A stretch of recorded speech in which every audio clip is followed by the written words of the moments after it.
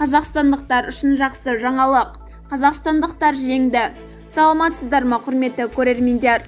Бұл хабардың астына бір емес 10 лайк бассаңыз арзиды. Егер бұл не туралы екенін білгіңіз келсе, бейнені соңына дейін қараңыз және оны достарыңызға жіберіп қоюды ұмытпаңыз. Қазақстанда пандемия бітті. Қазақстанда коронавируспен 10 миллионнан астам адам ауырып шықты. Науқастардың 99%-ы сауығып кетті деп хабарлайды Бақ.кз.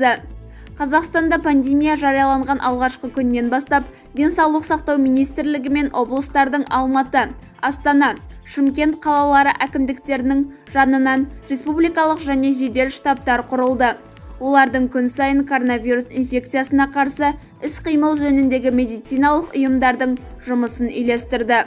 Құрметті көрермендер, осы бейнені достарыңызға жіберіп, астындағы бір ғана лайк түймесін басуды ұмытпаңыз.